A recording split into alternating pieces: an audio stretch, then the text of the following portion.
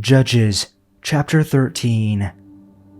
And the people of Israel again did what was evil in the sight of the Lord. So the Lord gave them into the hand of the Philistines for 40 years. There was a certain man of Zorah, of the tribe of the Danites, whose name was Manoah, and his wife was barren and had no children. And the angel of the Lord appeared to the woman and said to her, "Behold, you are barren and have not borne children, but you shall conceive and bear a son. Therefore, be careful and drink no wine or strong drink, and eat nothing unclean, for behold, you shall conceive and bear a son. No razor shall come upon his head, for the child shall be a Nazirite to God from the womb, and he shall begin to save Israel from the hand of the Philistines." Then the woman came and told her husband, "A man of God came to me, and his appearance was like the appearance of the angel of God, very awesome. I did not ask him where he was from, and he did not tell me his name, but he said to me, 'Behold, you shall conceive and bear a son. So then drink no wine or strong drink, and eat nothing unclean, for the child shall be a Nazirite to God from the womb to the day of his death.' Then Manoah prayed to the Lord and said, 'O Lord, please let the man of God whom you sent come again to us, and teach us what we are to do with the child who will be born.' And God listened to the voice of Manoah. And the angel of the Lord came again to the woman as she sat in the field. But Manoah her husband was not with her. So the woman ran quickly and told her husband, 'Behold, the man who came to me the other day has appeared to me.' And Manoah arose and went after his wife and came to the man and said to him, 'Are you the man who spoke to this woman?' And he said, 'I am.' And Manoah said, 'Now when your words come true, what is to be the child's manner of life, and what is his mission?' And the angel of the Lord said to Manoah, 'Of all that I said to the woman, let her be careful. She may not eat of anything that comes from the vine, neither let her drink wine or strong drink, or eat any unclean thing. All that I commanded her, let her observe.' Manoah said to the angel of the Lord, 'We would like you to stay until we prepare a young goat for you.' The angel of the Lord replied, 'Even though you detain me, I will not eat any of your food. But if you prepare a burnt offering, offer it to the Lord.' Manoah did not realize that it was the angel of the Lord. Then Manoah inquired of the angel of the Lord, 'What is your name, so that we may honor you when your word comes true?' He replied, 'Why do you ask my name? It is beyond understanding.' Then Manoah took a young goat, together with the grain offering, and sacrificed it on a rock to the Lord. And the Lord did an amazing thing while Manoah and his wife watched. As the flame blazed up from the altar toward heaven, the angel of the Lord ascended in the flame. Seeing this, Manoah and his wife fell with their faces to the ground. When the angel of the Lord did not show himself again to Manoah and his wife, Manoah realized that it was the angel of the Lord. 'We are doomed to die,' he said to his wife. 'We have seen God.' But his wife answered, 'If the Lord had meant to kill us, he would not have accepted a burnt offering and a grain offering from our hands, nor shown us all these things, or now told us this.' The woman gave birth to a boy and named him Samson. He grew, and the Lord blessed him. And the Spirit of the Lord began to stir him while he was in Mahanadan, between Zorah and Eshtaol. Chapter 14. Samson went down to Timnah, and saw there a young Philistine woman. When he returned, he said to his father and mother, 'I have seen a Philistine woman in Timnah. Now get her for me as a wife.' His father and mother replied, 'Isn't there an acceptable woman among your relatives, or among all our people? Must you go to the uncircumcised Philistines to get a wife?' But Samson said to his father, "Get her for me.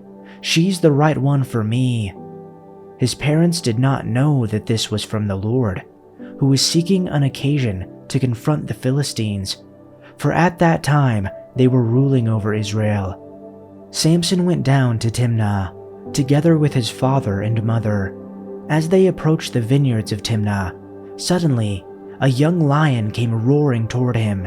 The Spirit of the Lord came powerfully upon him, so that he tore the lion apart with his bare hands, as he might have torn a young goat.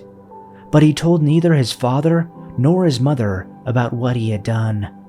Then he went down and talked with the woman, and he liked her. When he returned later to take her, he turned aside to look at the carcass of the lion, and behold, a swarm of bees and honey were in the body of the lion. So he took out the honey on his hands and went on, eating as he went. When he came to his father and mother, he gave some to them, and they ate it. But he did not tell them that he had took the honey out of the body of the lion. Then his father went down to the woman, and Samson held a feast there, for the young men customarily did this. When they saw him, they brought 30 companions to be with him. Then Samson said to them, "Let me now propose a riddle for you.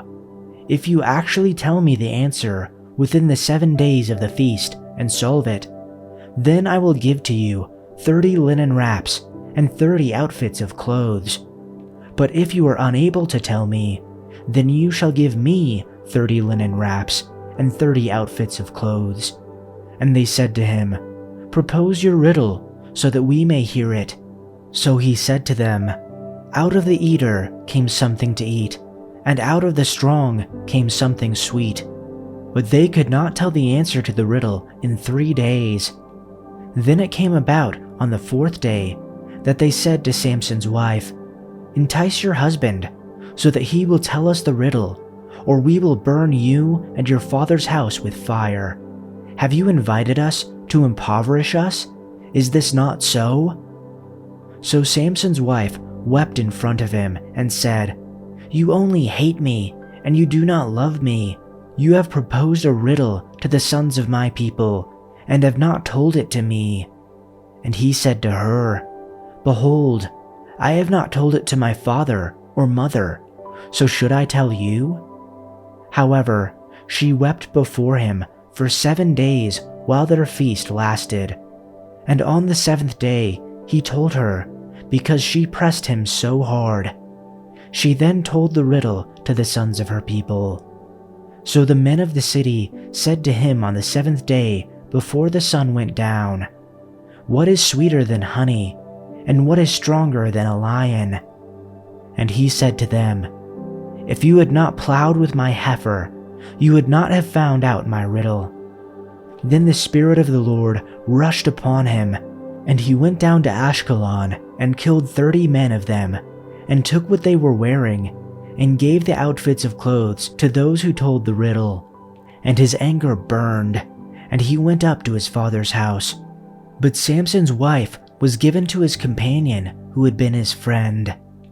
Chapter 15. But after a while, in the time of wheat harvest, Samson visited his wife with a young goat and said, "I will go in to my wife in her room." But her father did not let him enter. Her father said, "I really thought that you hated her intensely, so I gave her to your companion. Is her younger sister not more beautiful than she? Please let her be yours instead." Samson then said to them, "This time I will have been blameless regarding the Philistines when I do them harm." And Samson went and caught 300 jackals, and took torches, and turned the jackals tail to tail, and put one torch in the middle between the 2 tails.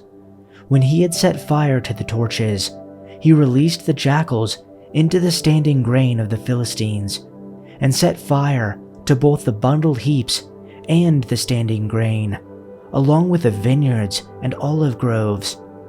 Then the Philistines said, "Who did this?" And some said, "Samson, the son-in-law of the Timnite, because he took his wife and gave her to his companion. So the Philistines came up and burned her and her father to death with fire. Then Samson said to them, "If this is how you act, I will certainly take revenge on you, and only after that will I stop." So he struck them ruthlessly with a great slaughter, and afterward he went down and lived in the cleft of the rock of Etam. Then the Philistines went up and camped in Judah, and spread out in Lehi. So the men of Judah said, "Why have you come up against us?" And they said, "We have come up to bind Samson, in order to do to him as he did to us." Then 3,000 men of Judah went down to the cleft of the rock of Etam, and said to Samson, "Do you not know that the Philistines are rulers over us? What then is this that you have done to us?" And he said to them, "Just as they did to me, so I have done to them." Then they said to him, "We have come down to bind you, so that we may hand you over to the Philistines." And Samson said to them, "Swear to me that you will not kill me." So they said to him, "No, but we will bind you tightly and give you into their hands, but we certainly will not kill you." Then they bound him with 2 new ropes and brought him up from the rock. When he came to Lehi, the Philistines shouted as they met him, and the Spirit of the Lord rushed upon him, so that the ropes that were on his arms were like flax that is burned with fire, and his restraints dropped from his hands. Then he found a fresh jawbone of a donkey, so he reached out with his hand and took it, and killed 1,000 men with it. Then Samson said, "With the jawbone of a donkey I've piled them in heaps. With the jawbone of a donkey I've killed 1,000 men." When he finished his boasting, he threw away the jawbone, and that place was named Jawbone Hill. Samson was now very thirsty, and he cried out to the Lord, "You have accomplished this great victory by the strength of your servant. Must I now die of thirst and fall into the hands of these pagans?" So God caused water to gush out of a hollow in the ground at Lehi, and Samson was revived as he drank. Then he named that place the Spring of the One Who Cried Out, and it is still in Lehi to this day. Samson judged Israel for 20 years during the period when the Philistines dominated the land.